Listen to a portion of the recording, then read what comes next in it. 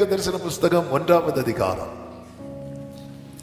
அதிகாரம் அதனுடைய 14வது வசனத்தை வாசிக்க கேட்கலாம். சகரியா 1:14. அப்பொழுது என்னோட பேசின தூதன் என்னை நோக்கி, சேனைகளின் கர்த்தர் உரைக்கிறது என்னவென்றால், நான் எருசலேமுக்காகவும் சீயோனுக்காகவும் மகா வைராக்கியம் கொண்டிருக்கிறேன்.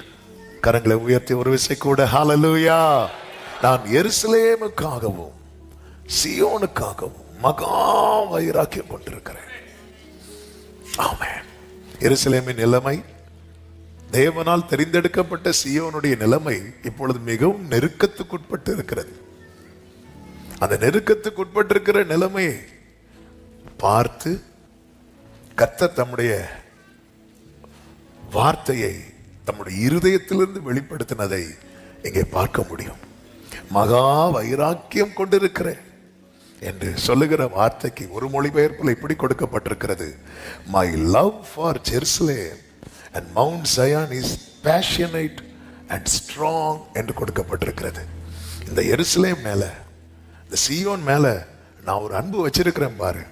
அந்த அன்பு ரொம்ப உறுதியானது, நேச வைராக்கியம். இது ஆண்டவர் சொல்றார், மகா வைராக்கியம் கொண்டிருக்கிறேன். எனவேதான் லேவியராகமம் 26வது அதிகாரம் அதனுடைய 11வது வசனத்துல கர்த்தர் மோசேயை கொண்டு சொல்லுகிறார், என் ஆத்துமா உங்களை அரோசிப்பதில்லை. My soul will not reject you என்று சொல்லுகிறார். அதாவது சில நேரத்தில் கோபத்துல நான் வந்து கடிந்து கொள்ளுகிறேன், என் முகத்தை திருப்புறேன். அப்படி இருந்தாலும் என் மனசு இருக்குல்ல, அது வந்து உன்னை தள்ள மாட்டேங்குது அப்படிங்கிறார். தேவனுடைய அன்பை வந்து உண்மையிலேயே அதை விவரிக்க முடியாது, அதை வர்ணிக்கவே முடியாது.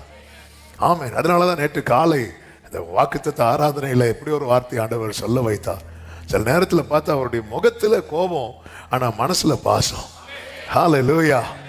ஆமென். ஒரு தகப்பன் தான் நேசிக்கிற புத்திரனை சிட்சிக்கிறது போல கர்த்தரும் எவரிடத்தில் அன்பு கூர்ந்து யாரை சேர்த்து கொள்ள சித்தமா இருக்கிறாரோ அவர்களை எப்படி சிட்சிக்கிறார் தெரியுமா? கடிந்து கொண்டு. யாராவது தகப்பன்மார் பிள்ளைகளை சிரிச்சுட்டே கடிந்து கொள்வாங்களா? இல்லை இல்லை இல்லை. அவங்க அந்த டைம் அவங்க ஃபேஸ்ல காண்பிக்கிற கோபத்தை பார்த்தீங்கன்னா உண்மையில அந்த கோபம் மனசுல இருக்காது, மனம் முழுவதும் அது பாசத்தால நிறைந்திருக்கிறது. எனவே தான் இதை கண்ட தாவீது சொல்லுகிறான், அவருடைய கோபம் ஒரு நிமிஷம், அவருடைய தயவோ நீடிய வாழ்வு. ஒரு தேவ பிள்ளை தேவனுடைய அன்பை புரிந்து அவரை கனப்படுத்த பழக வேண்டும். நான் உங்கள் நடுவில் என் வாசஸ்தலத்தை ஸ்தாபிப்பேன் என்று சொல்லும் போது ஆண்டவருடைய விருப்பம் என்ன?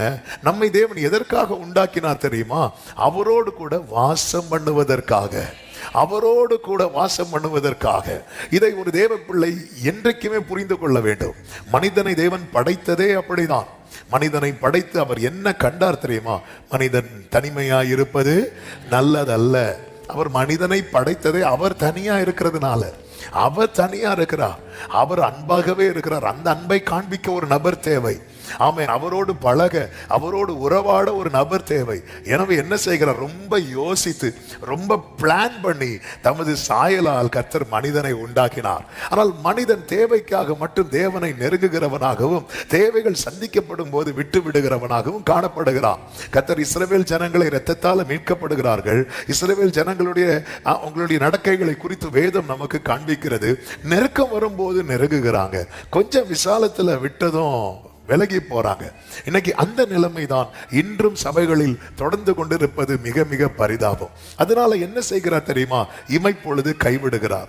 தேவன் மிகுந்த இரக்கமுள்ளவராக இருந்தாலும் தேவன் தம்முடைய நீதி தவறி எதுவுமே செய்ய மாட்டார். ஆமென் சொல்லுங்க பார்க்கலாம்.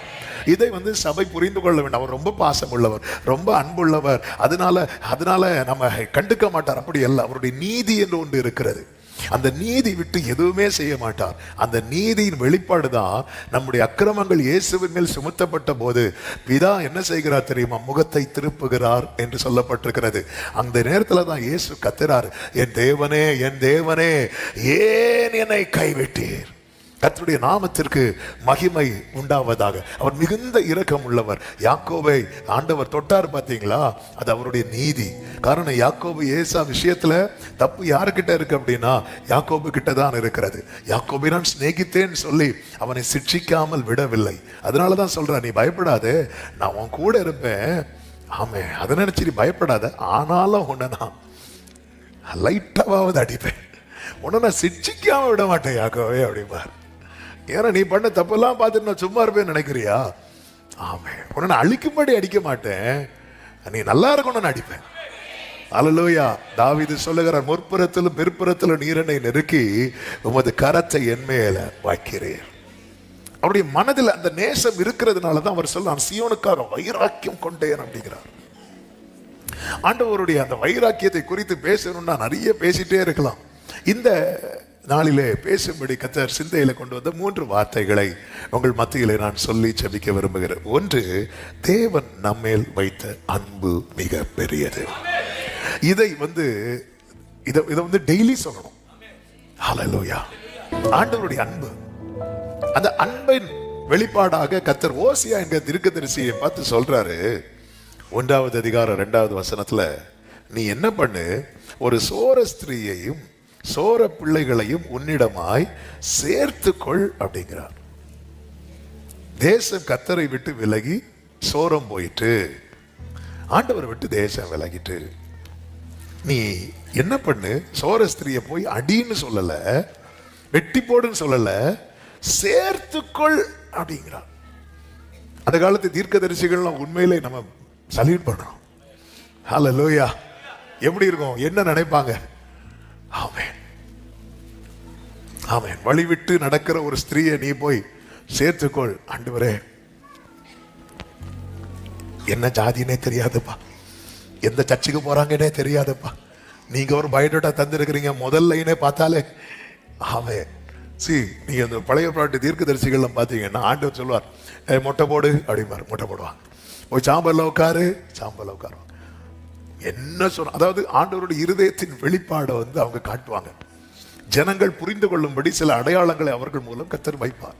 அப்படிதான் இஸ்ரவேல் ஜனங்கள் தீட்டுப்பட்டு போயிட்டு, தீட்டுப்பட்டுனா கர்த்தரை விட்டு விலகி சோரம் போயிட்டு, கர்த்தரை விட்டு விலகிட்டாலே ஒருத்தங்க அவுட். ஆமென். நல்ல புரிந்து கொள்ளணும். நான் ஒரு வாரம் ஜெபம் பண்ணாம இருந்தாலும் நான் நல்லா இருக்கிறேன்னு யாருக்குமே சொல்ல முடியாது. ஆமென். ஹல்லேலூயா. அவன் கர்த்தரை விட்டு ஒருத்தங்க விலகிட்டாங்கனாலே கரை ஆட் ஆயிட்டே இருக்கும். அது நமக்கு தெரியாது, அது நமக்கு புரியாது. கொஞ்சம் நம்ம என்னதான் நீட்டா ட்ரெஸ் எல்லாம் துவைச்சி அயன் பண்ணி சும்மா அப்படி வெளியே போயிட்டு வர்றதுக்குள்ளேயே காலர்லாம் அழுக்காயிருக்குல்ல. அப்படிப்பட்ட பொல்லாப்பு நிறைந்த ஒரு உலகத்துல தான் இருக்கிறோம். நம்முடைய வாழ்க்கை என்பது.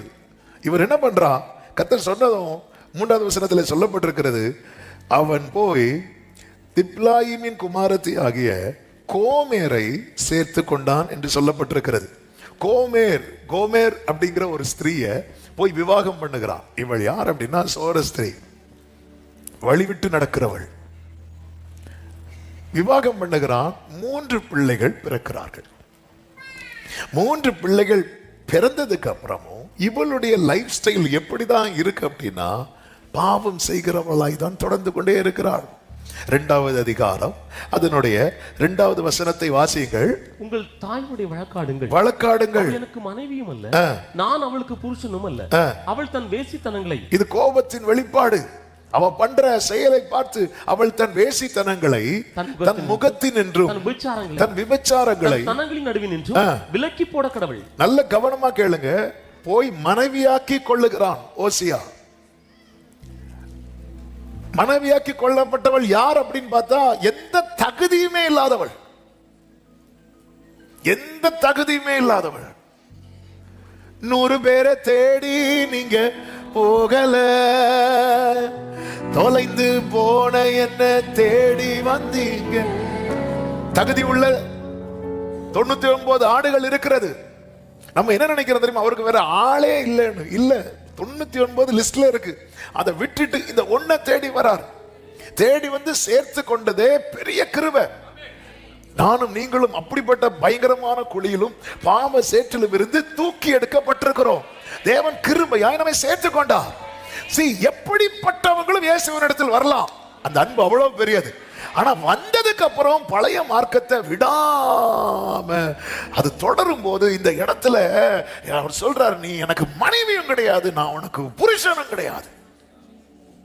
இதான் தேவனை, அதாவது நான் ரட்சிக்கப்படுறதுக்கு முன்னாடி இப்படி வழி தப்பி நடந்தேன், மாம்சமும் மனசும் விரும்புறதை செய்கிற கோபாக்கினின் பிள்ளையா இருக்கிறேன். இப்ப ரட்சிக்கப்பட்டதுக்கு அப்புறம் என் அடையாளம் மாறி இருக்கு, ஆனா என் செயல் மாறலன்னா. அவள் தன் வேசித்தனங்களை தன் முகத்தின் என்றும் தன் விபச்சாரங்களை தன் ஸ்தனங்களின் நடுவில் நின்றும் விலக்கி போட கடவுள் அவன் விளக்க மாட்டேங்கிறான். நான் ரட்சிக்கப்படுவதற்கு முன்னே, நான் தேவனோடு உடன்படிக்கை செய்வதற்கு முன்னே நான் இப்படி இருந்தேன், இப்படி நடந்தேன். ரட்சிக்கப்பட்ட பிறகும் ஆமென், இங்க பாருங்க 3 பிள்ளைகள் பிறக்கிறாங்க. அதுக்கு பிற்பாடும் இவள் தன்னுடைய செயலை மாற்றவில்லை. இவள் பழைய வாழ்க்கையை நோக்கிதான் பயணித்துக் கொண்டே இருக்கிறாள். இன்னைக்கு ஞாயிற்றுக்கிழமை என்னதும் நல்ல ட்ரெஸ் பண்ணி தேவ சமூகத்தில் வருகிறோம். திங்கட்கிழமை முதல் சனிக்கிழமை வரை கால் போன போக்கிலும் மன போன போக்கிலும் வாழ்கிற நிலைமை இது எதை காண்பிக்கிறது தெரியுமா? நாம் அந்த உறவை கனப்படுத்தவில்லை என்று காண்பிக்கிறது. தேவ தயவை பாடினோமே, உண்மையிலே அந்த தயவை கனப்படுத்துகிறவர்கள் ராஜாவோடு நித்தம் பந்தியில் இருப்பார்கள். அவர்கள் விலக மாட்டார்கள், விட்டுவிட மாட்டார்கள். ஹல்லேலூயா. ஒரு தேவ பிள்ளை புரிந்து கொள்ள வேண்டும், நான் யாரு, அவர் யாரு. ஆமென். ஒரு தீர்க்கதரிசி வந்து ஒரு சோர ஸ்திரீயை, விபச்சாரத்தில் பழக்கப்பட்ட ஸ்திரீயை, வேசித்தனம் பண்ணி கொண்டிருக்கிற ஸ்திரீயை ஒரு தீர்க்கதரிசி வந்து மேரேஜ் பண்றாருன்னா, ஓ இது வந்து இது எவ்வளவு மனசு இறங்கி இருக்கணும். அந்த மனசுல எந்த அளவுக்கு இரக்கம் இருந்திருக்க வேண்டும். நாம் இருக்கிற நிலைமை என்ன, அவர் இருக்கிற நிலைமை என்ன? நாம யாரு? பாவிகளில் பிரதான பாவி என்றால் அவர் யார் தெரியுமா? மகா பரிசுத்தர். ஹல்லேலூயா, ஹல்லேலூயா. அவ்வளோ பெரிய தேவன். கடந்த நாட்கள் முழுவதும் இந்த வார்த்தைகள் என் மனதுக்குள்ளே ஓடிக்கொண்டே இருந்தது. நீ யாரு, நான் யாரு? ஆமென். நீ யாரு, நான் யாரு? ஆண்டவரே, நான் ஒண்ணுமே இல்லை ஆண்டவர், ஒண்ணும் இல்லைன்னு சொல்றதுக்கு கூட. ஆமென், ஆமென். ஆண்டவர் காண்பித்து கொடுக்கிறார் பாருங்க. அது 2வது அதிகாரத்துல ஆண்டவர் என்ன பண்றார் தெரியுமா? அந்த கோபத்துல எல்லா டோரையும் அடைக்கிறார். உறவு கட் ஆகுதுனாலே எல்லா டோரும் க்ளோஸ் ஆகுதுன்னு அர்த்தம். ஆமென் சொல்லுங்க பார்க்கலாம். தேவனோடு உள்ள உறவு துண்டிக்கப்படுகிறது என்றால் உன் வாழ்க்கையில திறக்கப்பட்டிருக்கிற கதவுகள் ஒவ்வொன்றாய் அடைக்கப்பட போகிறது என்று அர்த்தம். ஆமென். இந்த உறவை விட்டுட்டு, ஹல்லேலூயா. அதே நேரத்தில் நம்முடைய வாழ்க்கையில அனுகூல கதவுகள் அடைக்கப்பட்டுட்டுன்னு வைங்களேன், நமக்கு நிறைய உறவுகள் இருப்பாங்க தெரியுமா? அந்த உறவுகள் எல்லாம் அதுக்கப்புறம் காணாது. இதுதான் ஓசியா 2. இங்க பாரு, நீ சோர ஸ்திரியா இருந்த, உன்னை யாருமே தேடி வர மாட்டாங்க. நீ இந்த தெருவில் வாரேனாலே வீட்டுக்குள்ள போய் கதவு போட்டுவாங்க. அப்படிப்பட்ட உன்னை நான் தேடி வந்தேன். தேடி வந்தது மட்டும் அல்ல, உன்னை நான் எனக்கு சொந்தமாக்கி கொண்டேன். நீ என் கூட தான் இருந்த, என் கூட இருந்துட்டே. நான் இல்லாம நீ தப்பு பண்ண ஒரு காலத்துல, இப்போ என்னுடையவளாய் மாறின பிறகும் நீ அதே பாவத்தை தொடர்ந்து கொண்டு இருக்கிறாய் அல்லவா? ஆமென். இப்போவே இந்த பாவத்தில் ஒருவன் தொடருகிறான் என்றால் அவன் தேவனோடு உள்ள உறவுல தொடர முடியாது. ஆமென். பாவத்தில் தொடருகிறவனுக்கு தேவனோடு உள்ள உறவில் தொடரவே முடியாது. துன்மார்க்க ஜீவனம் பண்ண விரும்பினான் இளையகுமாரன். அவனுக்கு ஒரு தகப்பன் இருந்தும் தகப்பனோடு உள்ள உறவில் தொடர முடியவில்லை. ஆமென். பாவத்தில் இருக்கிறவர்களுக்கு தேவனோடு உள்ள உறவில் தொடர முடியாது. சொல்லலாம். எத்தனை புருஷ மனைவிகள் இருக்கிறாங்க தெரியுமா? ஒருவருக்கு ஒருவர் பேசாம. கேட்டா சொல்லலாம், அவங்க என்னுடைய ஹஸ்பண்ட், இவங்க என்னுடைய ஒய்ஃப், அவங்க என்னுடைய அப்பா, இவங்க என்னுடைய பிள்ளை. ஒரு டச்சும் இருக்காது, ஒரு உறவு இருக்காது. ஹல்லேலூயா. அவர் பார்க்கிறார், வெயிட் பண்றார் பாருங்க. முதல் பிள்ளை பிறக்குது, மாறுவான்னு பார்த்தார். மாறல. ரெண்டாவது பிள்ளை பிறக்குது, மாறுவான்னு பார்த்தார், மாறல. மூணாவது பிள்ளை பிறக்குது, மாறுவான்னு. ஒவ்வொரு நன்மையில் செய்யும் போதும், ஒவ்வொரு நன்மை நம்முடைய வாழ்க்கையில் நடப்பிக்கும் போதும் இப்போவாது மாறுவான். ஒவ்வொரு வருடம் நம்முடைய ஆயுசுல கூட்டி கூட்டி தரும் போதும் இந்த வருஷமாவது மாறுவான், இந்த மாசமாவது மாறுவான். இப்படி அவர் பார்த்து பார்த்து பார்த்து பார்த்து ஆமீன் எரேமியாவை கொண்டு கர்த்தர் சொல்லுகிறார், நான் பொறுத்து பொறுத்து இளைத்து போனேன் என்று கர்த்தர் சொல்லுகிறார். நான் பொறுத்து பொறுத்து இளைத்து போனேன். அப்ப நியாயப்படி பார்த்தா இப்ப இவளுக்கு என்ன கொடுக்கணும் அப்படின்னா தள்ளுதற் சீட்டை கொடுக்கணும். ஆமென். நியாயப்படி பார்த்தா 3 பிள்ளைங்க பிறந்ததுக்கு அப்புறமும் இவள் தன் சோர மார்க்கத்தை, இவள் தன் விபச்சாரத்தை, இவள் தன் வேசித்தனத்தை விடாமல் தொடர்ந்து கொண்டிருப்பதை பார்க்கும் போது இவளுக்கு என்னதான் கொடுக்கணும் அப்படின்னா டைவர்ஸ் நோட்டீஸ் தான் கொடுக்கணும். அப்படி கொடுக்கப்பட வேண்டிய இடத்துல கர்த்தர் மீண்டும் ஓசியா கிட்ட பேசுறார். 3வது அதிகாரம் 1வது வசனத்தை வாசிங்க. பின்பு கர்த்தர் என்னை நோக்கி அந்நிய தேவர்களை மதித்து திராட்சரசம் உள்ள பாத்திரங்களை விரும்புகிறவர்களான இஸ்ரவேல் புத்திரர் பேரில் கர்த்தர் வைத்திருக்கிற அன்புக்கு ஒப்பாக நீ இன்னும் போ. ஆமென். இவர் டைவர்ஸுக்கு ரெடி ஆகிறார். ஓசியா டைவர்ஸுக்கு ரெடி ஆயிட்டு இருக்கும் போது ஓசியாவே என்ன ஆண்டவரே, நீ இன்னும் போய் தன் நேசரால் நேசிக்கப்பட்டவளும் விபச்சாரியமான ஒரு ஸ்திரீயை நேசித்துக்கொள் என்று சொன்னார். நீ இன்னும் போய் அவளை நேசி. அடுத்த வசனத்தில் சொல்லப்பட்டிருக்கிறது, அப்பொழுது நான் அவளை எனக்கு 15 வெள்ளி காசு. இப்போ அப்படியெல்லாம் நேசிக்க முடியாது. ஏன்னா இப்ப அவ வேறொரு பிடியில இருக்கிறா. அதுதான் பாவ பிடி. இப்போ நேச வெளிப்பாடு என்ன தெரியுமா? கிரயம் கொடுக்கணும். நீ இப்போ டைவர்ஸுக்கு அப்ளை பண்ண. இப்படி சொல்ல வேண்டிய இடத்துல ஆண்டவர் சொல்றார், என் மனம் இன்னும் அன்பு, நீ போய் நேசி.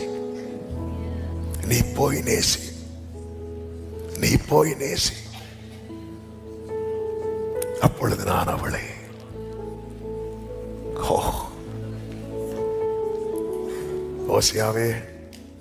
ஓசியா தேவ சமூகத்தில் இருக்கிறவன், கோமேர் பாவத்தின் விளிம்பில் நிற்கிறவன். எப்படி கனெக்ட் ஆச்சு? இதுதான் நேசம். அவர் யாருங்க, நாம யாருங்க? ஹல்லேலூயா. கர்த்தர் யார்? நம்ம பல நேரத்தில் இதை உணர்கிறதே இல்லை. அந்த கோபத்தின் உச்சத்தை ஊற்ற வேண்டிய இடத்துல பாசத்தின் மிகுதியை ஊட்டி என்னை மீட்டுக் கொண்ட என் ஆண்டவருக்கு ஸ்தோத்திரம் என்று சொல்லுகிறவர்கள் நல்ல கரங்களை சற்றி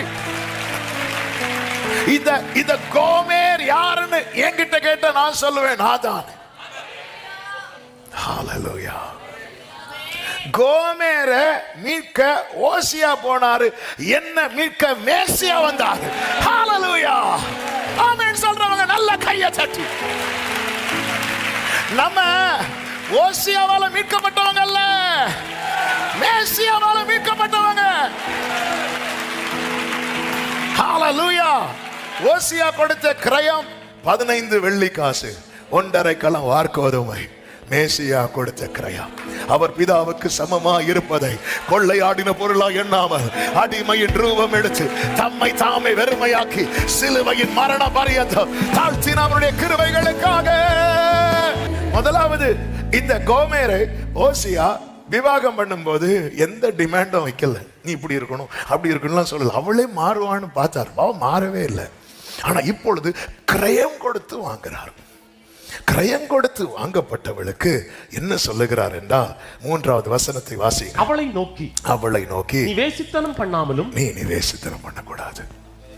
கிரயத்துக்கு கொல்லப்பட்டவர்களிடத்துல கர்த்தருடைய எதிர்பார்ப்பு எங்க? ஒரு 15 வெள்ளிக்காசுக்கு வாங்கப்பட்டவள்கிட்ட இவ்வளவு காரியத்தை ஓசியா எதிர்பார்ப்பார்னா, அவன் கடைசியில ஒரு ஈட்டி எடுத்து அவர் விழாவில் குத்துறாங்க. இருந்த கொஞ்ச ரத்தமும் வெளியே வந்துட்டு, கடைசி சொட்டு ரத்தம். வேதம் சொல்கிறது அவர் அந்த கேடு அடைந்தார்.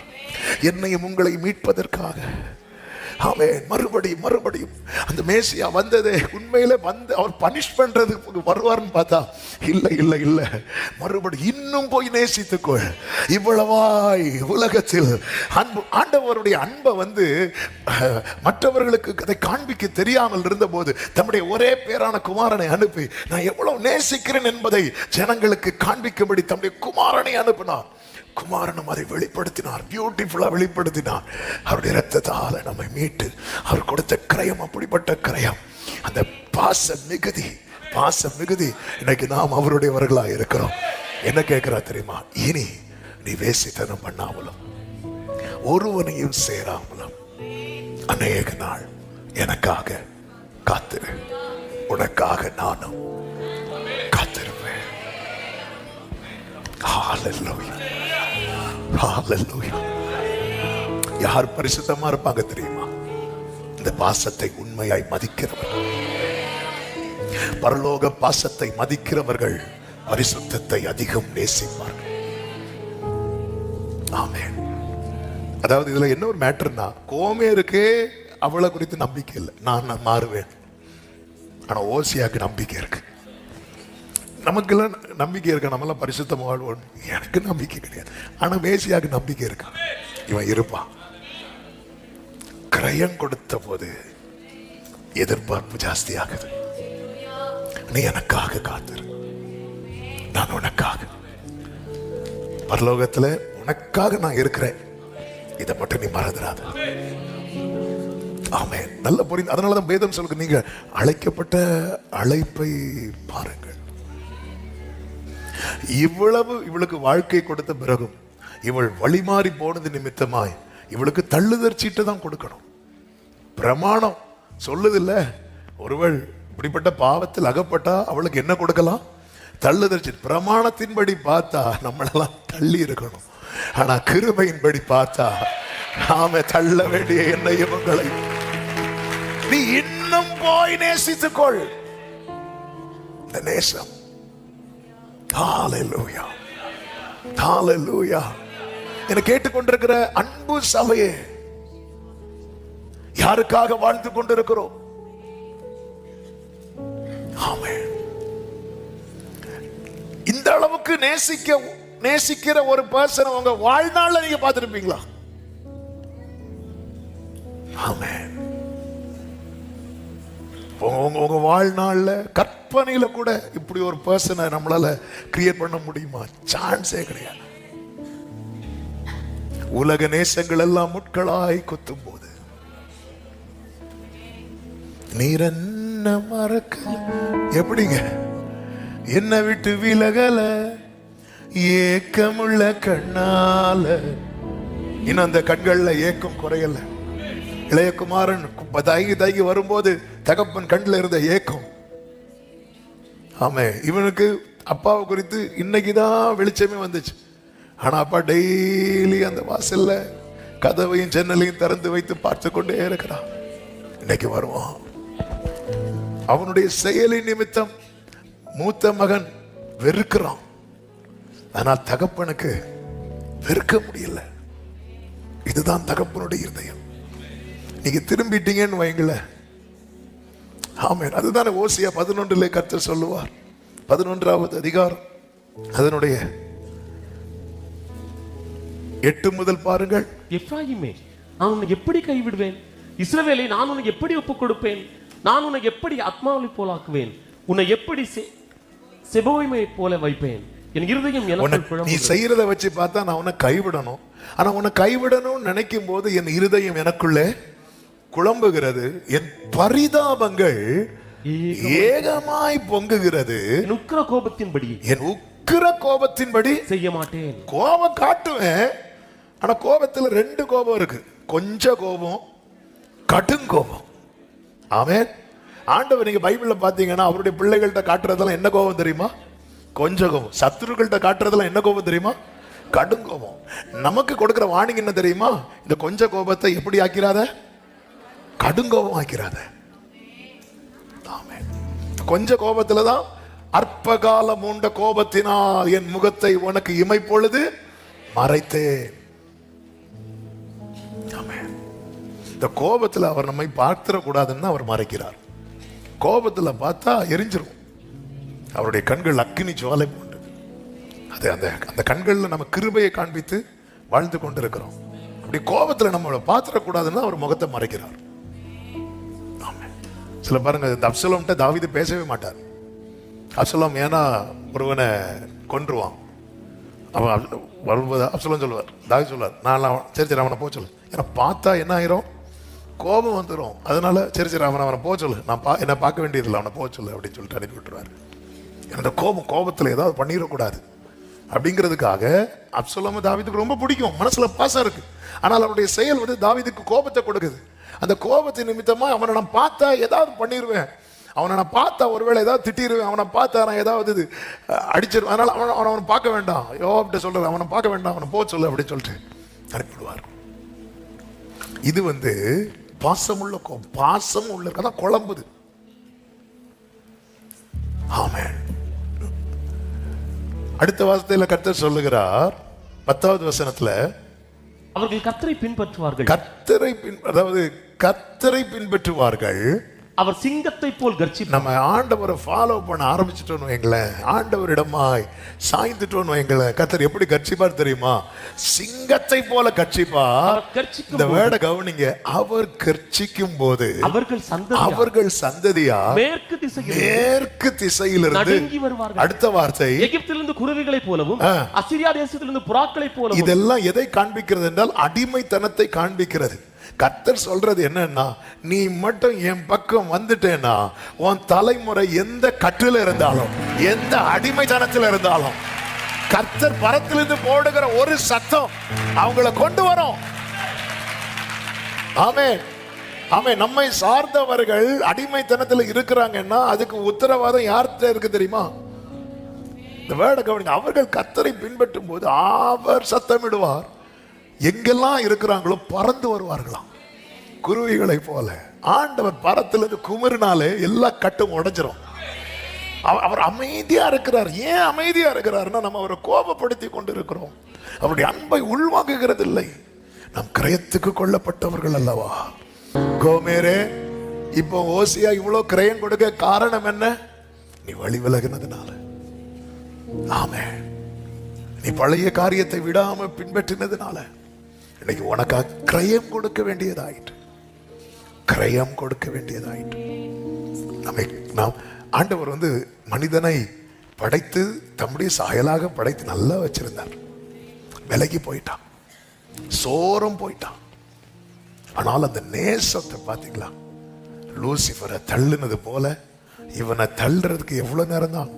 இல்லைன்னா இந்த திட்டத்தை வந்து கலைச்சிட்டு வேற புதுசா இன்னொரு ஃப்ரெஷ், அவர் தான் யோசனையில் பெரியவர் செயல்களில் வல்லவராச்சே, வேற ஃப்ரெஷ்ஷா இன்னொரு பிளானை ஆண்டவர் வந்து நடப்பிக்க எவ்வளவு நேரம் தான் ஆகும். நம்ம கிட்ட அப்படி ஒரு ஆப்ஷன் இருக்குன்னு வைங்களேன். எத்தனை காரியத்தை நம்ம வந்து சிலர் பாருங்க, சில வீடு கட்டுவாங்க, இது நல்லா இல்லைன்னு இடிச்சிட்டு வேற கட்டுவாங்க, இது மொத்தத்திலே வேண்டான்னு சொல்லி வித்துட்டு போய் வேற வாங்குவாங்க. இப்படி என்னெல்லாம் ஆப்ஷன் நம்மளே வச்சிருக்கிறோம். ஆண்டவர் இந்த மனுஷன் தப்பு பண்ணிட்டான், வேண்டாம்பா நம்ம வேற புதுசா உருவாக்கும், ஃப்ரெஷ்ஷா உருவாக்கும். அப்படி ஆண்டவர் செய்ய வேண்டியதானே. இந்த ஆதாமை அழிச்சிட்டு நோவா காலத்துல ஜனங்க தப்பு பண்ணும்போது எல்லாரையும் அழிச்சார்ல, அதே போல இந்த 2 பேரை அழிக்கிறது, அவ்வளோ ஆயிரக்கணக்கான ஜனங்களை அழிச்ச ஆண்டவருக்கு 2 பேரை அழிக்கிறதுக்கு எவ்வளவு நேரம் தான் வேணும்? அந்த பாம்பை வச்சே கொத்த வச்சிருக்கலாமே. இப்பதான் எழும்புறீங்க சிலர், பாம்பா 2 பேரை வச்சு அழிக்கிறதுக்கு எவ்வளவு நேரம் தான் ஆகும்? எவ்வளவு. ஆனா ஆண்டவர் பாருங்க, அந்த இடத்துல அந்த நேசத்தை காண்பிப்பதன் அடையாளமாக அதுக்கு ஒரு கிரயத்தை தீர்மானிக்கிறார். அந்த கிரயம் தான் என் ஆண்டவராகிய இயேசு கிறிஸ்து. 2வது சொல்ல விரும்புகிற வார்த்தை, இது நேரம் இல்லை, அந்த முதல் பாயிண்டே நிறைய பேசணும்னு உண்டு, ஆனா டைம் இல்லை. இங்கே சகரியா 1வது அதிகாரம் அதனுடைய 8வது வசனத்திலே சொல்லப்பட்டிருக்கிறது. இதோ அடுத்து, இன்று ராத்திரி சிவப்பு குதிரையின் மேல் ஏறி இருந்த ஒரு புருஷனை கண்டேன். அவர் பள்ளத்தாக்கில் இருக்கிற செடிகளுக்குள்ளே நின்றார். மிருது செடிகளுக்குள்ளே நின்றார். ஆமென். நான் கிறிஸ்துவோடு சம்பந்தப்படுத்தி இந்த வார்த்தைகளை சொல்லும்படி விரும்புகிறேன். இதே 1வது அதிகாரத்துல சகரியாவுக்கு 8வது மாதத்தில் கர்த்தருடைய வார்த்தை உண்டாகிறது என்று 1வது வசனத்திலே சொல்லப்பட்டிருக்கிறது. அந்த 8வது மாதத்தில் உண்டான வார்த்தையே கர்த்தருடைய கோபத்தை காண்பிக்கிறது. கர்த்தர் உங்கள் பிதாக்களின் மேல் கடும் கோபமாயிருந்தார் என்று சொல்லப்பட்டிருக்கிறது.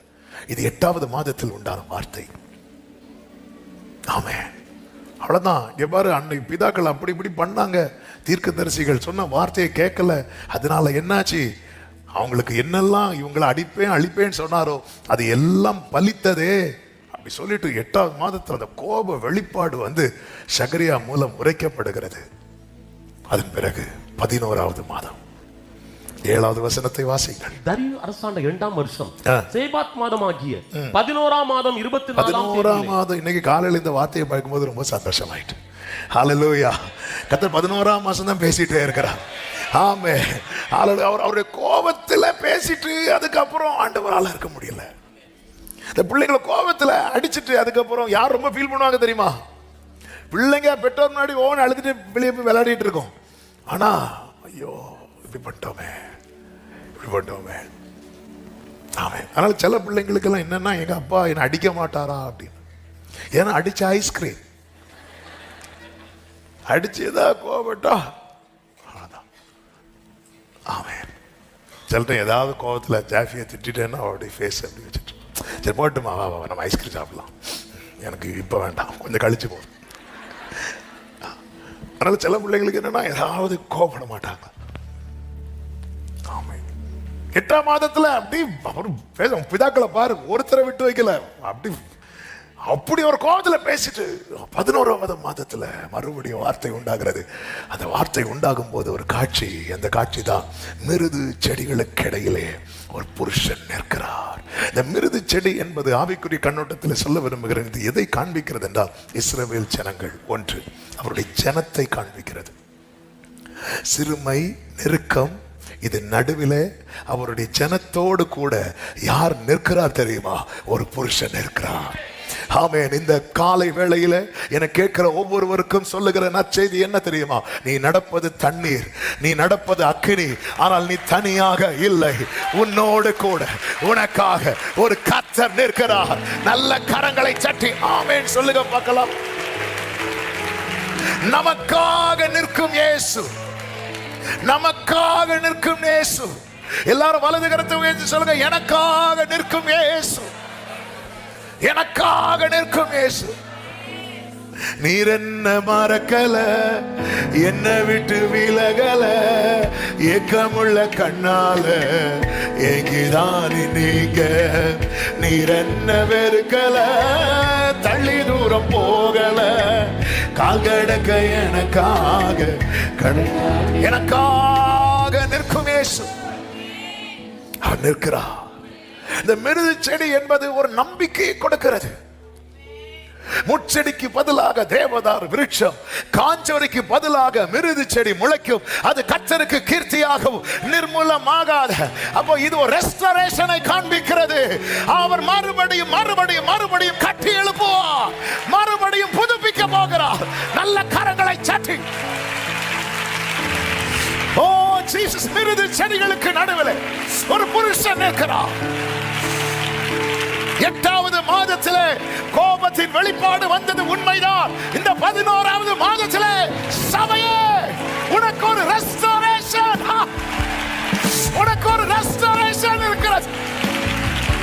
ரகமலதரா சதனரபா. இந்த 11வது மாதத்திலே மிகவும் சிறுமைப்பட்டு நொறுக்கப்பட்டு எந்த மட்டும் இறங்காதிருப்பீர் என்ற கேள்வியோடு என்னைக்கு ஆண்டவரே எனக்கு ஒரு வாசலை திறக்க போறீங்க? இதோ மிருது செடிகளுக்கு நடுவில்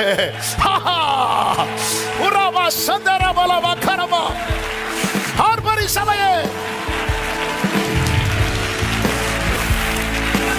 எனக்கு ஒரு ரெஸ்டோரேஷன் இருக்கிறது. என்னுடைய தொய்ந்து போன ஆவிக்குரிய ஜீவியம் மீண்டும் கட்டி எழுப்பப்பட போகிறது. நஷ்டப்பட்ட மேன்மை திரும்ப கிடைக்க போகிறது. ஆமென். ஹல்லேலூயா, ஹல்லேலூயா. நமக்காக நிற்கிறவர், நமக்காக நிற்கிறவர். ஆமென். ஹல்லேலூயா. கர்த்தருக்கு மாத்திரம் மகிமை உண்டாவதாக. ஆமென். ஏசாயா 41:17 முதல் நீங்க படிச்சீங்கன்னா தெரியும். சிறுமை மெளிமை மாணவர்கள் தண்ணீர் தேடி அது கிடையாமல் அவர்கள் நாவு தாகத்தால் வரலும் போது கர்த்தராகிய நான் அவர்களுக்கு செவி கொடுத்து நான் அவர்களை கைவிடாதிருப்பேன். அவர்களுக்காக என்ன செய்வேனா? ஆறுகளை உண்டாக்குவேன், ஊற்றுகளை திறப்பேன், வனாந்திரத்தை தண்ணீர் தடாகமா, வறண்ட பூமியை நீர்க்கேணிகளுமாக்கி வனாந்திரத்தில் கேதுரு மரங்களையும் சித்தி மரங்களையும் மிருது செடிகளையும் உண்டு பண்ணுவேன். இது எதை காண்பிக்கிறது தெரியுமா? உனக்கு நான் செய்ய போகிறதை கர்த்தருடைய கரம் இதை செய்ததென்று, இஸ்ரவேலின் பரிசுத்தர் அதை படைத்தார் என்று யாவரும் கண்டு உணர்ந்து சிந்தித்து அறிவார்கள். அவன் உன் வனாந்திரத்தை பார்த்தாங்கல்ல, உன் வனாந்திரத்துல நான் மிருது செடியை உண்டாக்குறத பார்க்க போறான். ஹல்லேலூயா, ஹல்லேலூயா. புதுப்பிக்கிறார், புதுப்பிக்கிறார். இந்த 11வது மாதத்துல இந்த வார்த்தையை மெடிடேட் பண்ணிட்டு இருக்கும்போது கர்த்தருடைய ஆவியானவர் உள்ளத்திலே வைத்த சில தீர்க்க தரிசன வார்த்தை இதுதான். ஆமென். நீ கோபத்தில் அடிக்கப்பட்டவனாய் தான் எல்லாருக்கும் தெரிகிறது.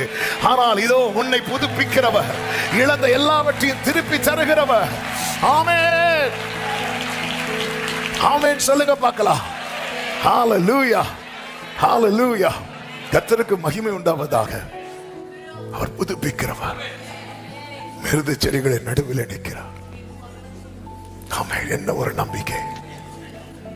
ஹல்லேலூயா. ஆண்டவரே, நான் நிற்பது முட்களுக்குள்ள, நீங்க நிற்கிறது மிருது செடிகளுக்குள்ள. இதை நான் எப்படி ஆண்டவரே பார்க்கிறதுக்கு? நீ நிக்கிற பாரு, இது உன்னுடைய பிரசன்ட். நான் நிக்கிறேன் பாரு, இது உன்னுடைய ஃபியூச்சர். ஹல்லேலூயா. இது உன்னுடைய ஃபியூச்சர்.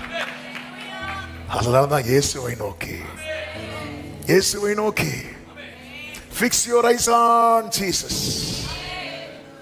இயேசுவை நோக்கி அவர் நிற்கிறார், எனக்காய் நிற்கிறார். அவர் என்ன பண்ணுகிறார் பாருங்கள். அங்கே 4 காரியங்களை பார்க்க முடியும். 1, விசாரிக்கிறார், விசாரிக்கிறார்.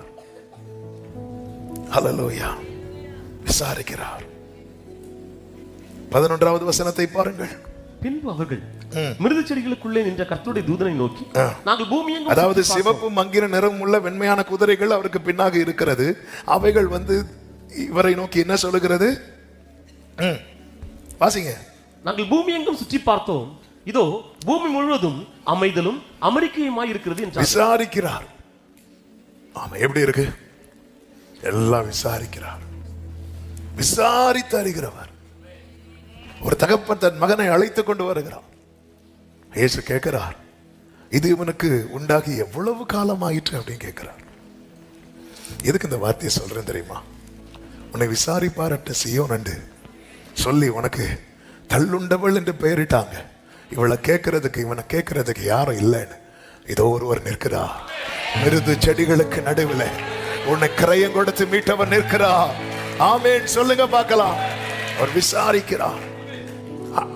அவரை பார்க்கும் போதே எனக்கு ஃபியூச்சர் தெரியுது. ஹல்லேலூயா. இதை எப்படி எக்ஸ்பிளைன் பண்ணேன்னு தெரியல. அவரை பார்க்கும்போது எனக்கு ஃபியூச்சர் தெரியுது. இந்த இந்த இந்த காலை வேளையில ஆண்டவரே, என் கண்ணுக்கு முன்னாடி எந்த எதிர்காலமே தெரியல அப்படின்னு யாராவது எங்க இருந்தாவது இந்த சத்தத்தை கேட்கறீங்களா? உங்க கண்களை ஏறெடுத்து பாருங்க. உங்க ஃபியூச்சர் தெரியும், உங்க ஃபியூச்சர் தெரியும். இயேசுவை பார்க்கும்போது ஃபியூச்சர் தெரியுது. ஆமென். காஞ்சொரிக்கு பதிலாக மிருது செடிகள், அது கர்த்தருக்கு கீர்த்தியாகும். இந்த வார்த்தை சொல்வதற்கு முன்பதாக தான் ஏசாயா 55 கடைசி இப்ப நான் சொன்ன வார்த்தை எடுக்க வேண்டாம். இந்த வார்த்தை சொல்வதற்கு முன்பதாக தான் கர்த்தர் தீர்க்கதரிசியை கொண்டு என்ன பேசுவார் தெரியுமா? ஆமென். எப்படி மழை வெறுமையாய் திரும்பாம அது இந்த பூமியிலே ஆமென் நனைத்து புல்லை முளைப்பிக்குமோ, அப்படியே என் வாயிலிருந்து புறப்படுகிற வசனமும் இருக்கும். அது வெறுமையா என்னிடத்தில் திரும்பாமல் அது நான் விரும்புகிறதை செய்து. ஆமென் சொல்லுங்க பார்க்கலாம். ஆமென். விசாரிக்கிறார். விசாரிக்கிறது மட்டும் அல்ல, இதை கேட்டதும் அடுத்து என்ன செய்கிறார் பாருங்கள். 12வது வசனம். அப்பொழுது கர்த்தருடைய தூதன் மறுமொழியாக, சேனைகளின் கர்த்தாவே, இந்த 70 வருஷமாய் நீ கோபம் கொண்டிருக்கிற எருசலேமின் மேலும் யூதா பட்டணங்களின் மேலும் எந்த மட்டும் இறங்காதிருப்பீர் என்று பரிதபிக்கிறார்.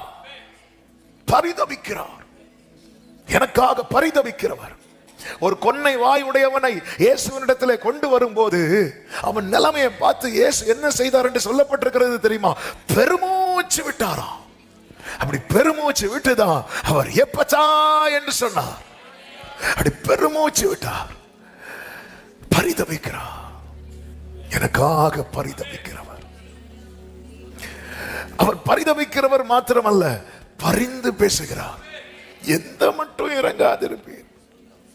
பிதாவின் வலது பாரிசத்தில் நாம் இந்த ஆராதனை ஆரம்பத்திலேயே அதை தானே பாடினோம். தாதன் வலப்புறத்தில் நாதன் நீரேழைக்காய், தாதன் வலப்புறத்தில் நாதன் நீர் பாதம் வேண்டியே நிற்கும் பாகியனே, பொன்னின் பாதம் எந்த மட்டும். அதாவது நல்ல கேளுங்க, நான் கேட்டாலே பிதா செய்வேன் அப்படின்னு சொல்லி இருக்கிறாராம். என் நாமத்தினாலே நீங்கள் எதை கேட்டாலும் நான் செய்வேன் அப்படின்னு தானே ஆண்டவர் சொல்லி இருக்கிறார். அப்போ நமக்காக இயேசு பிதா பக்கத்துல இருந்து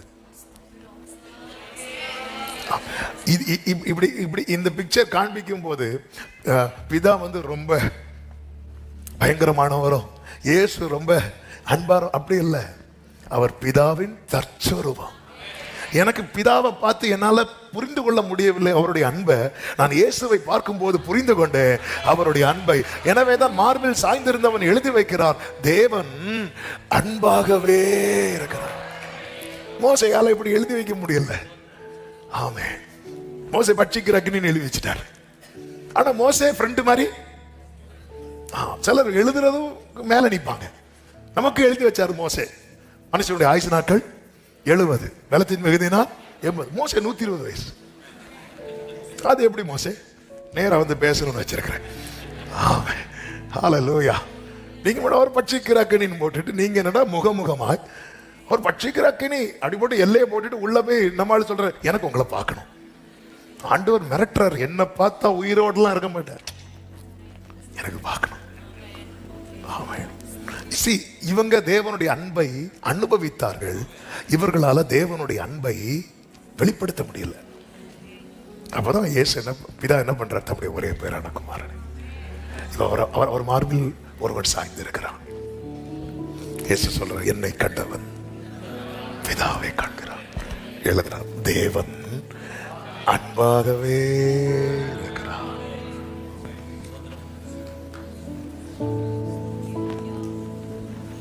எந்த மட்டும் இறங்காதிருப்பீர் ஆண்டவரே. ஆமென்.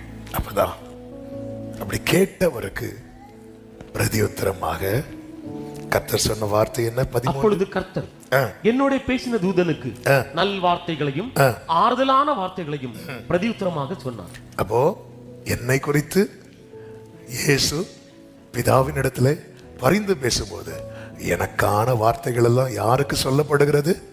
இயேசுவுக்கு. இதுதான் பவுல் சொல்லுகிறார், வாக்குத்தத்தங்கள் கிறிஸ்துவுக்குள்ளே ஆம் என்றும் ஆமேன் என்றும் இருக்கிறது. என் ஃபியூச்சர் யார்கிட்ட இருக்கு தெரியுமா? மிருது செடிகளுக்கு நடுவில் இருக்கிற சொல்லிட்டு தான் சொல்றார், நான் எருசலேமுக்காக மகாவீராக ஒரு தகப்பன் துடிக்கிறார். இந்த தகப்பனுடைய துடிப்பு தான் எது வரைக்கும் பரலோகமே துடிக்குது. எருசலேமே, தேவனால் தெரிந்தெடுக்கப்பட்ட சியோனே, உன் நிலைமையை பார்த்து பரலோகம் துடிக்கிறது. நல் வார்த்தைகள். அப்பொழுது என்னோட பேசின தூதன் என்னை நோக்கி, ஆமென், 13வது வசனம், அப்பொழுது கர்த்தர் என்னோட பேசின தூதனுக்கு நல் வார்த்தைகளையும் ஆறுதலான வார்த்தைகளையும் அப்படியே உள்ள அதனாலதான் பாத்தீங்கன்னா ஜீசஸ் இந்த பூமியில இறங்கி மனுஷகுமாரனாய் வரும்போது நீங்க கவனிச்சீங்கன்னா தெரியும், ஒவ்வொருத்தரை பார்க்க ஃபியூச்சரை சொல்லிட்டே இருப்பார். அப்படி சொல்லிட்டே இருப்பார். அப்படி பார்த்து சொல்லுவார். பேதுருவை பார்த்ததும் கேபா அப்படிம்பார், ஏன்னா உள்ள இருக்கு. ஹல்லேலூயா. அப்ப என்ன பார்த்து இயேசு ஒரு வார்த்தையை சொல்லுகிறார் என்றால் அது என் ஃபியூச்சர். மிருது செடிகளுக்குள்ளே நிற்கிறாரே, என்னுடைய எதிர்காலமே இயேசுதான். ஆமே. நீ எங்க நிக்கிற? நான் முள்ளுக்குள்ள நிக்கிறேன். அவர் எங்க நிற்கிறார்? அவர் மிருது செடிகளுக்குள்ளே நிற்கிறார். எதை இது காண்பிக்கிறது? இன்றைக்கு நான் இருப்பது அல்ல, நாளைக்கு நான் இருக்க போகிறது. நாளைக்கு நான் இருக்க போகிறதை இன்றே எனக்கு வெளிப்படுத்தின இந்த 11ஆம் மாதம் எனக்கு வெளிப்படுத்தின என் தேவனுக்கு ஸ்தோத்திரம் என்று சொல்லுகிறவர்கள், இந்த வார்த்தை எனக்கான தீர்க்க தரிசனம் என்று நம்புகிறவர்கள் நல்ல கரங்களை சாட்டி ஆமென் என்று சொல்லி ஹalleluya ஹalleluya. கர்த்தருக்கு மகிமை உண்டாவதாக. நமக்காக பரிந்து பேசுகிற மத்தியஸ்தர் ஒருவரே. ஆமே. அந்த ரோலை வேற யாருமே எடுக்க முடியாது, எடுக்கவே முடியாது. அதனால யார்கிட்டயாவது போய் எங்களுக்காக வேண்டிக் கொள்ளும். அவங்களே அவங்களுக்காக வேண்டிட்டு இருக்கிறாங்க. எங்களுக்காக வேண்டிக் கொள்ளும். இப்படி எல்லாம் போய் நிக்காதீங்க, ஒரு யூஸும் கிடையாது. வேதம் சொல்லுகிறது மத்தியஸ்தர் ஒருவரே, அவர் வேறு யாரும் அல்ல, மனுஷகுமாரனா இந்த பூமியில இறங்கி வந்த நம் ஆண்டவராகிய இயேசு கிறிஸ்து. ஆமென் சொல்லுங்க பார்க்கலாம். சகரியா 1:3. ஆகையால் நீ அவர்களை நோக்கி சேனைகளின் கர்த்தர் உரைக்கிறது என்னவென்றால், 2 வாசிங்க. கர்த்தர் உங்கள் பிதாக்களின் மேல் கடும் கோபமாய் இருந்தார். அதாவது என்ன சொல்ல விரும்புகிறார்னா, உங்க முன்னாடி அழிந்து போனாங்கல்ல, அதே மாதிரி நீ அழிஞ்சிடக்கூடாது. இதுதான் கர்த்தருடைய விருப்பம். ஆமென். அதாவது தோற்று போனவங்க லிஸ்ட்ல தெரிந்தெடுக்கப்பட்ட சீயோன் இருக்கக்கூடாது. ஆமென். அவங்க இருதயத்தில் ஒரு விஷயம் கை வச்சு, ஆண்டவரே தோற்று போனவங்க கூட்டத்தில் நான் இருக்கக்கூடாதப்பா, தோற்று போனவங்க கூட்டத்தில் நான் இருக்கக்கூடாது ஆண்டவரே, எனக்கு இது ஒண்ணு வேணும்ப்பா. தோற்று போனவங்க கூட்டத்தில். ஆமே. இது வேற யாரையும் புறஜாதிகளை சொல்லல, பிதாக்களை சொல்றாங்க. ஆமே. இது நம்ம வாழ்க்கையில ஃபுல்லா இந்த சில ஜபங்கள் இருந்துட்டே இருக்கணும். ஆமே. தோற்று போனவங்க கூட்டத்துல. அதனால கர்த்தர் சொல்றாரு, ஆகையால் நீ அவர்களை நோக்கி சேனைகளின் கர்த்தர் உரைக்கிறது என்னவென்றால், என்னிடத்தில் திரும்புங்கள் என்று சேனைகளின் கர்த்தர் சொல்லுகிறார். அப்பொழுது நான் உங்களிடத்துக்கு திரும்புவேன். அதாவது ஆண்டவர் திரும்பிட்டார்னாலே எல்லாமே மாறிடும். ஆமா. உங்க வாழ்க்கை மிருது செடியா மாறும். அவன் ஃபியூச்சர் இருக்கு. என்னை குறித்த தேவ திட்டம் பெருசா இருக்கு. ஆனா நான் என்ன பண்றேன், நான் திரும்ப மாட்டேங்கிறேன். ஆண்டவர் சொல்ல, நீ திரும்ப, நான் இப்படி முகத்தை அப்படி காட்டிட்டேன்னு வச்சுக்கோயேன், உன் முச்செடிக்கு பதிலாக தேவதார விருட்சம். இதுதான் உன் வாழ்க்கை. முள்ளல்ல தேவ திட்டம், மிருது செடி. இந்த ஒரு பரலோக ஆசீர்வாதத்தை காண்பிக்கிறது. எவ்வளவு மேன்மையை வச்சிருக்கிறார். இந்த 11ஆவது மாதத்துல கர்த்தர் மறுபடியும் சபைக்கு சொல்லுகிறார், நீ என்னிடத்தில் திரும்ப. கர்த்தரிடத்தில் திரும்ப நம்ம கவனிக்க வேண்டிய முக்கியமான காரியம் தான் அதனுடைய 4வது வசனத்திலே சொல்லப்பட்டிருக்கிறது, உங்கள் பிதாக்களை போல. அதாவது தோற்று போனாங்க பாருங்க உங்களுக்கு முன்னாடி இருந்து. ஆமா. அதாவது வேதத்துல நீங்க பாத்தீங்கன்னா, நம்முடைய வாழ்க்கையிலும் நாம் பார்த்தால், நமக்கு முன் ஓட்டம் ஓடி முடித்தவர்கள் ஜெயித்தவர்களும் உண்டு, தோற்றவர்களும் உண்டு. நமக்கு தெரியும், ஜெயித்தவர்களும் உண்டு, தோற்றவர்களும் உண்டு. வேதத்திலையும் ஜெயித்தவர்கள் உண்டு, தோற்றவர்கள் உண்டு. அவங்க எல்லாருமே ரட்சிக்கப்பட்டவங்க தான், இல்லைன்னு இல்லை. ஆனா ஓட்டத்தை ஜெயமா ஓடி முடிக்காமல் தோற்று போனவர்கள் அநேகம் உண்டு. சிலருடைய ஓட்ட முடிவெல்லாம் பார்க்கும்போது ரொம்ப வேதனையாக, பரிதாபமாக இருக்கும். ரொம்ப பரிதாபமா இருக்கும். கடைசியாக வாய் திறந்து இயேசுவேன்னு கூட சொல்ல முடியாத ஒரு புறஜாதி அல்ல நான் சொல்லுவது. நல்ல ஊழியம் செஞ்சாங்க ஒரு காலத்துல. ஆனால் அதன் பிறகு வழிமாறி கர்த்தர் எத்தனையோ தருணங்களை கொடுத்தும் அவங்க திரும்பி வர மனம் இல்லாமல் இன்னும் சீர்கெட்டு போய் வழிமாறி போய் கடைசியில் ஒரு பெரிய பலவீனத்தில் அகப்பட்டு சில நாட்கள் படுத்த படுக்கையில் இருந்து அந்த நேரத்தில் ஒருத்தங்க போய் நீங்க வாய் திறந்து இயேசுவேன்னு சொல்லுங்கன்னு சொல்றாங்க. இவரால் முடியல. தோற்று போனவர்கள் இருக்கிறார்கள், இந்த காலத்திலும் இருக்கிறார்கள், அந்த காலத்திலும் இருக்கிறார்கள். எனவே தான் அவங்கள மாதிரி இருந்துடாதீங்க. அவங்க என்ன பண்ணாங்க, முந்தின தீர்க்கதரிசிகள் அவர்களை நோக்கி உங்கள் பொல்லாத வழிகளையும் உங்கள் பொல்லாத கிரியைகளை விட்டு திரும்புங்கள் என்று சேனைகளின் கர்த்தர் சொல்லுகிறார்கள் என்று கூப்பிட்டாங்க.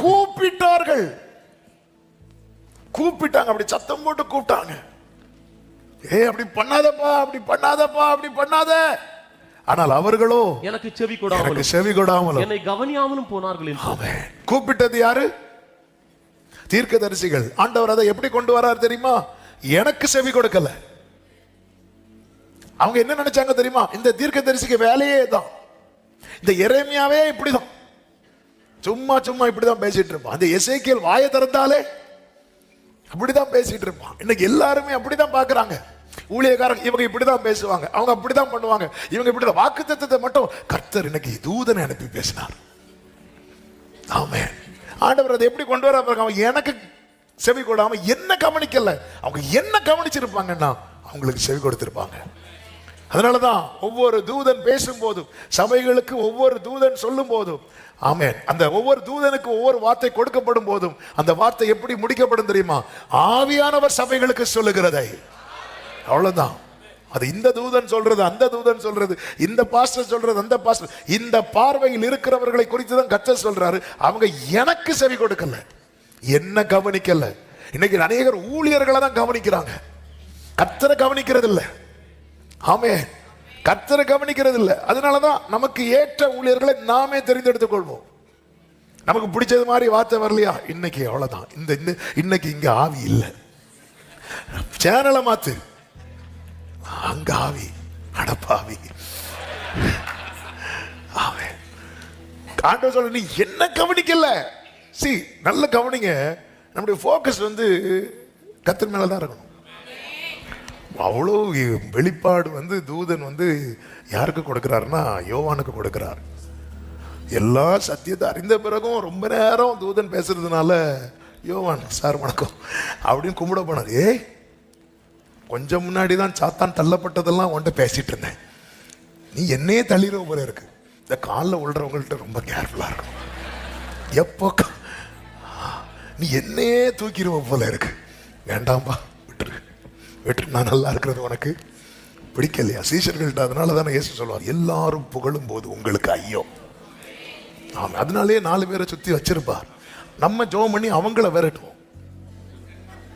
அவங்கள விரட்டக்கூடாது. அவங்களுக்கெல்லாம் நல்ல ஃபுட்டெல்லாம் வாங்கி கொடுத்து இருங்க அவங்களாம் வச்சிருக்கணும். ஆமென். ஹல்லேலூயா. நீ என்ன கவனிக்கல. அவன் பொல்லாத வழிகள், கிரியைகள். இந்த 2 வார்த்தை சொல்லுங்க. வழிகள், அதை சொல்ல மாட்டீங்களா? வழிகள், கிரியைகள் சொல்லுங்க. இது ரொம்ப முக்கியம். நம்ம வார்த்தையோடு நிறுத்திடுறோம். ஆண்டவரே, பரலோகத்தில் உம்மை தவிர எங்களுக்கு யார் உண்டு? பூலகத்தில் உம்மை தவிர வேறு விருப்பம் இல்லை ஆண்டவரே. சிஸ்டர், அந்த வாட்ச் எங்க வாங்குனீங்க? அப்படிமா வார்த்தையோட நிறுத்திடுவோம். வார்த்தையோட நிறுத்திடுவோம். இல்ல, வழிகள், கிரியைகள். 40 நாள் ஃபாஸ்டிங் இருந்த ஒரு தேசம் உண்டு. எந்த தேசம்? சத்தமா சொல்லுங்க. நினைவே பட்டணத்தார். அந்த நினைவே பட்டணத்தார் ஃபாஸ்டிங் இருந்து தண்ணி கூட குடிக்காம, அவங்க ஃபாஸ்டிங் போட்டது இல்லாம மிருகங்களுக்கும் ஃபாஸ்டிங் போட்டாங்க. எப்படி இருந்திருக்கும்? ஃபாஸ்டிங் முடிஞ்ச பிறகு அந்த ஆடு மாடுகள் தான் இவங்களுடைய.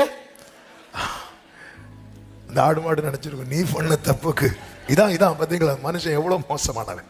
மனுஷன் பண்ண தப்புக்கு இந்த மிருக ஜீவன்களும் அடி வாங்குது. ஏன் அப்படின்னா, தேவன் மிருக ஜீவன்கள் எல்லாம் படைச்சதே யாருக்கு தெரியுமா? மனுஷனுக்காக.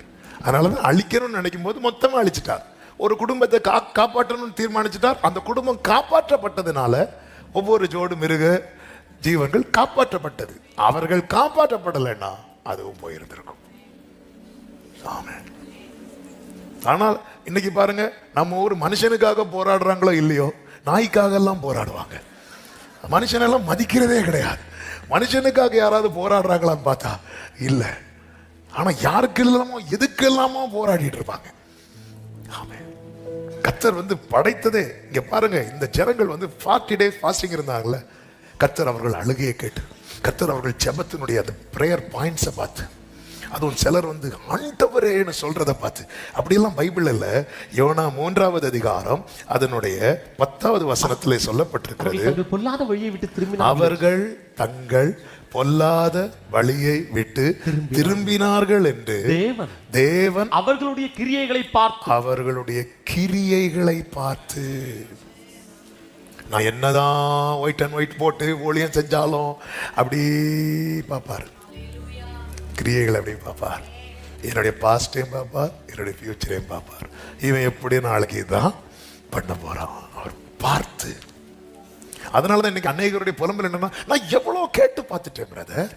ஓகே சிஸ்டர், ஓகே பிரதர், நீங்க கேட்டு பார்த்தீங்களே, உங்களை மாத்தி பார்த்தீங்களா? எவ்வளோ நாங்க கேட்டு பார்த்தோம், நிறைய கேட்டு பார்த்தீங்களே, நீங்க உங்களை மாத்தி பார்த்தீங்களா? நாங்க வேணா ஆண்டவரை மாத்துவோம். நாங்க நீங்க உங்களை மாற்றி, நாங்கள் எவ்வளோ இதுக்கு மேலே எனக்கு ஜெபம் பண்ணதுக்கு முடியாது. இதுக்கு மேலே நான் உபாசித்து பார்த்தாச்சு, ஆல் நைட் எல்லாம் நீங்கள் நல்லா ஜெபம் பண்ணி பார்த்தீங்க, ரைட்டு. உங்களை மாற்றி பார்த்தீங்களா? ஆமென். அப்படி ஒரு சப்ஜெக்டே நமக்கு தலைக்கு ஏற மாட்டேங்குது இல்லை? ஆமென். வழிகளை பார்த்து நல்ல புரிந்து கொள்ளுங்கள். there is a future. உங்களுக்கு ஃபியூச்சர் இருக்கு. ஆனா நீ திரும்பணும்.